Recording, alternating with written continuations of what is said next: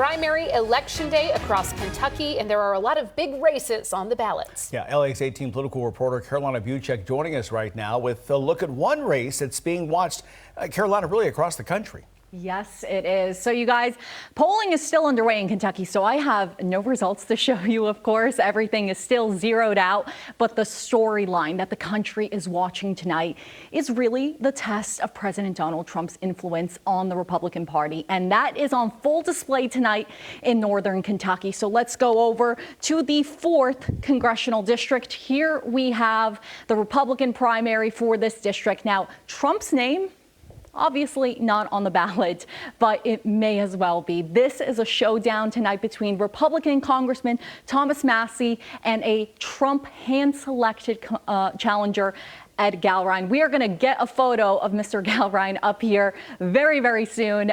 He was hand-selected by Trump as Trump very publicly tries to oust Massie from Congress. And you guys, this has become the most expensive U.S. House primary on record. $32 million spent on ads. Most of it negative ads against Massie. Experts are saying a Galrein victory tonight essentially sends a warning to Republicans who try to challenge the president. And if we take a look at what happened in Indiana and Louisiana not that long ago, well, Trump-endorsed candidates beat out several Republican incumbents. So what is the polling showing us when we take a look at this race? Well, it shows us that voters are divided by a razor-thin margin. Now, Massie led initial polling back in April, but that has really tightened up in this final stretch of the race. So now Trump and other backed candidates Trump does have other backed candidates on the ballot tonight in Kentucky. We also have the Republican primary race for U.S. Senate. So let's go over here.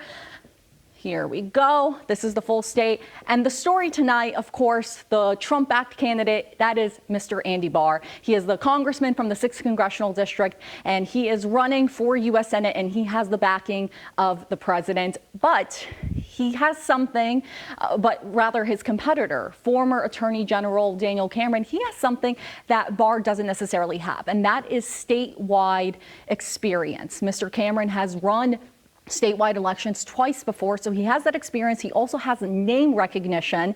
So we are going to see how Andy Barr performs tonight, whether that presidential endorsement gives him a boost. So we are watching what's unfolding here tonight. And remember, you guys, we are in a very different situation right now. There's a war with Iran.